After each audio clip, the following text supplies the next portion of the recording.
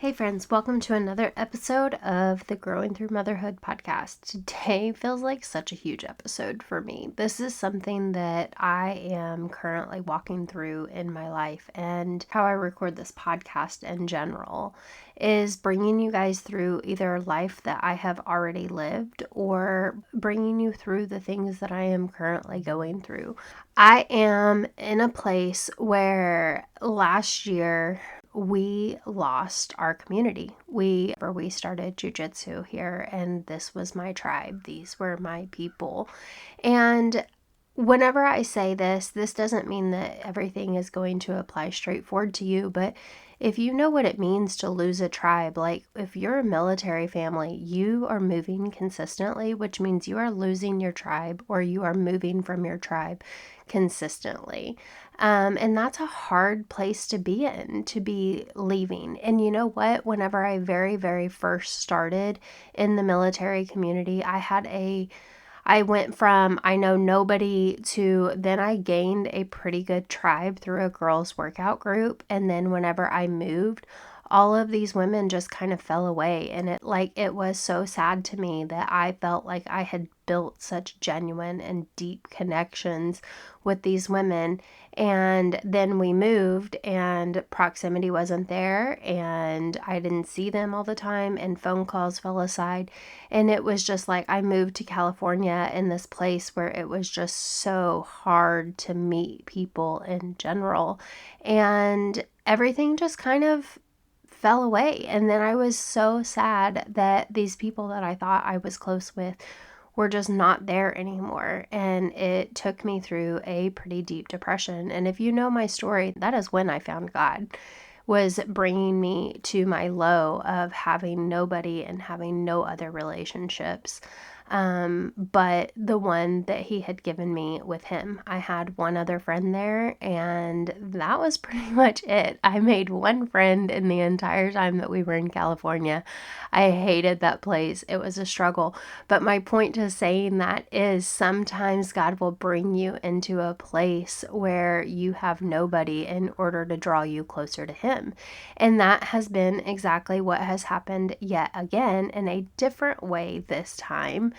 My jujitsu crew was my tribe. That was my community. Those were my people. We did life together. But here's the thing. I was putting so much into it and so much into trying to show up for other people and making sure that I was there for my professor and my friends and all of the things that it became something that actually overtook my life. My podcast was falling to the side because it felt like I just didn't have the time doing all of the things that I was doing. But my thought process was is if I wasn't all in, I was letting somebody else down. And so I see where God abruptly took it all away. You know what it is like to have a friendship fall aside, or you may potentially know what it is like to have an entire community to fall to the side. And so I want to speak to that. I want to speak to the place where you are this grown adult with children trying to live your best life, but it feels like you're doing it alone. And one of the things that I love, guys, reading has been a huge lifesaver, okay? So in the past 6 months, I have went through all kinds of emotions, all kinds of like this leaving the gym felt like an absolute breakup in my life.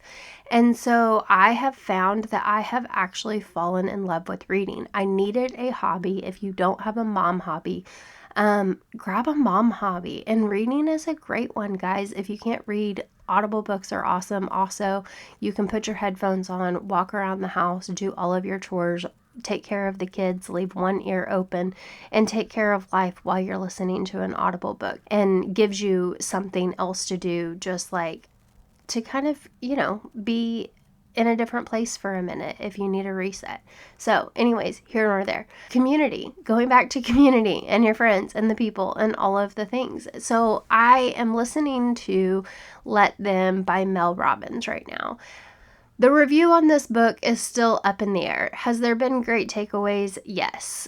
if you can filter it through the lens of the fact that she is not coming at this from a fully Christian perspective and a fully biblical perspective, it's a good read. I have also had to really filter it through what's biblical, what's not biblical, and what are my own limitations and people pleasing that I have put on myself that I am bumping up against my own insecurities as I am listening to this book. But one of the very favorite things that she has said so far, and it gets towards the end of the book, is she starts talking about the great shakeup or the great scattering or something along those words. We go through school, and in public school, we're all doing life together. It almost seems like we're all a team, whether you like all your teammates or you don't like all of your teammates. Like, it seems like you guys are all going through life together.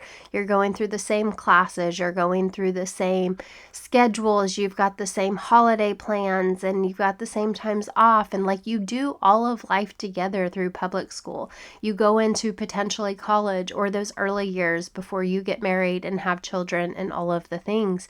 And you're living with your best friends. And like, it becomes this thing where you just have people around, and it's easy to be in community. It's easy to be like partying or, like doing whatever it is that you do in that early period of life.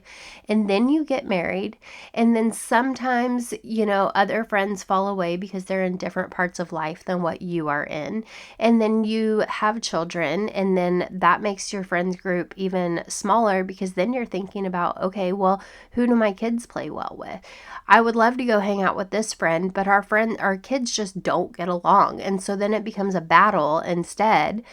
So it's so valuable when you find friends that your husband gets along with their husband, or your kids also get along with their kids. Like, it's such a valuable place to be able to find those friendships. But how in the world do we do it at this point in time? So I'm telling you all of that to say, I am going through this with you guys right now. I am going through building community right now.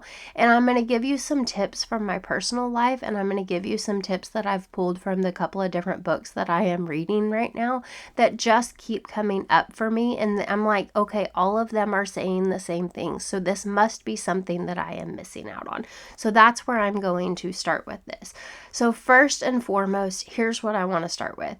Pray over your friendships. You've heard me say it before. If you don't want the people in your life that God doesn't want in your life, like, you don't want that, because they're either bringing something negative, or they're not helping you grow, or whatever. You want the people in your life that God has for your life. And so the way that you get those is by praying over your friendships. Please, for the love, pray over your friendships, because He will bring people seamlessly into your life and out of your life as you go. And sometimes it's easy, and sometimes He will just like naturally, like a surgeon, just cut away a friendship, and it was like seamless. Nobody's mad.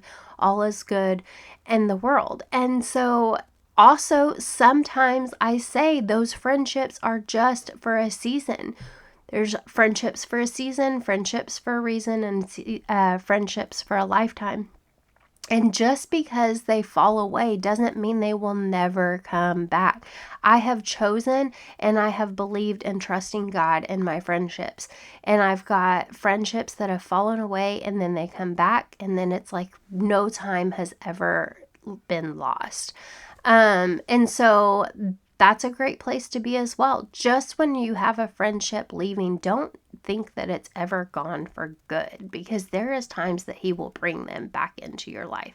If you're in a mourning period right now over friendships or over community or over feeling alone, look at what God is doing in your world. Maybe you're in this place because He is trying to get you to grow with Him. Maybe He has a period of exponential growth for you, or maybe there's life lessons, or maybe He wants to grow you deeper with them. So make sure, if you're in a place of loneliness, that you are making sure that God is your bestie at that period of time. So pray over your friendships, because you do not want the ones in your life that God doesn't want you there.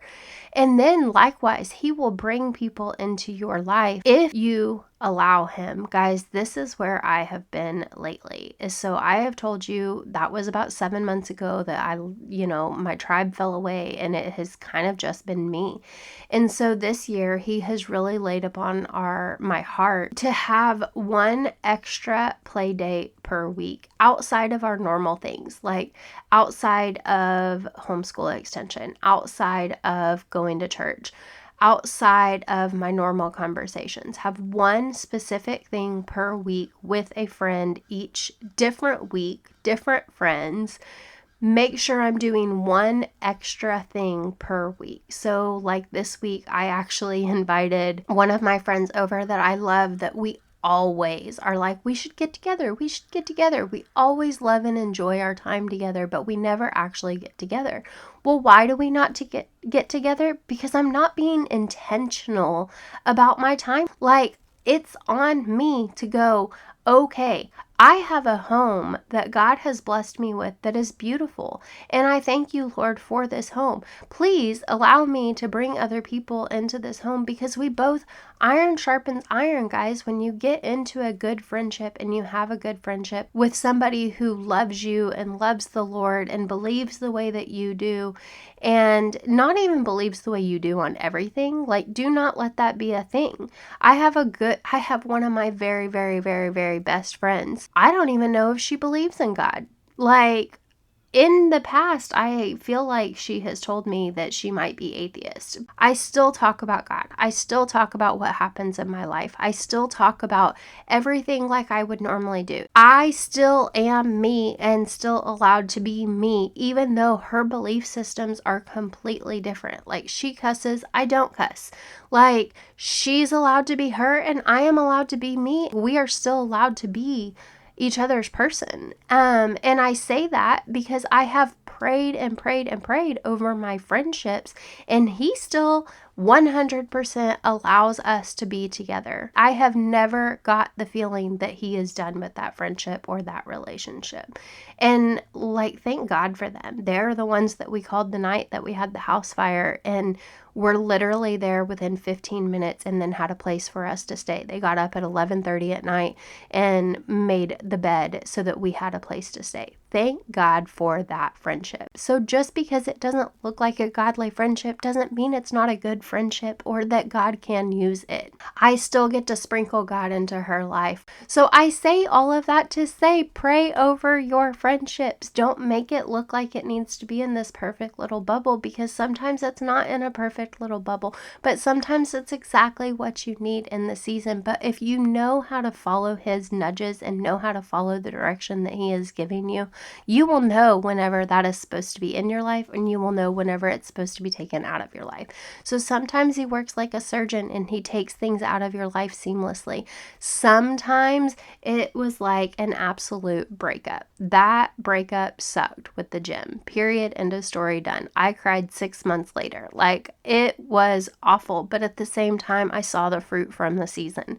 I saw where I needed a reset. I saw where I needed to be growing closer to God, and I saw the reason the community was removed. So now this year, what do? I do move forward and rebuild a community. How am I going to rebuild a community? I am going to start showing up differently. I have talked to friends that I have not talked to in years. Make it a point to once a week pick up the phone and call a friend that you haven't talked to, if that's what you feel like you need to do and you feel like you're in a space where you do not have anybody around. Pick up the phone and call a friend that you used to talk to.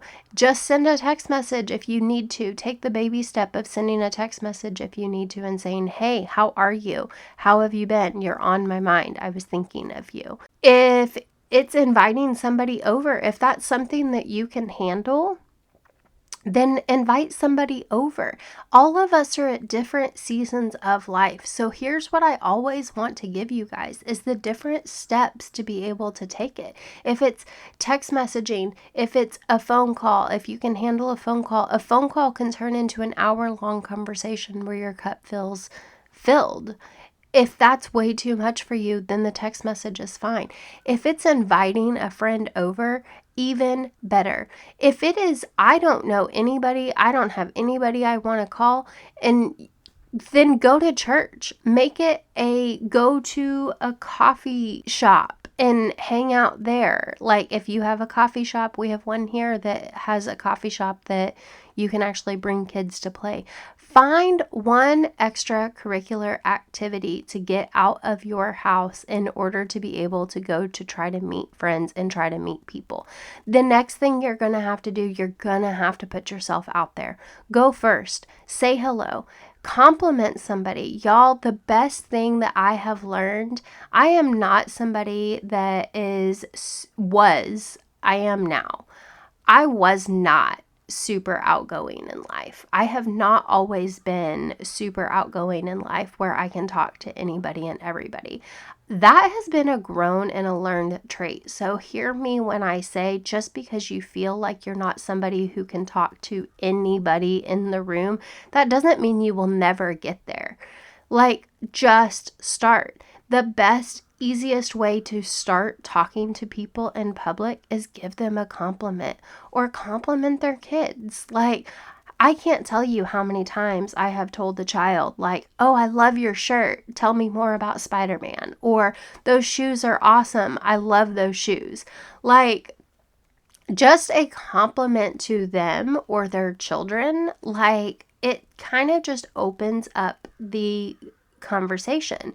Maybe you're not going to have a full 15-20 minute conversation in the middle of the store. That's not the point. The point is not to find your best friend right there in the middle of the checkout line. The point is you're getting more confident and you're growing the ability to be able to speak to people that you don't know.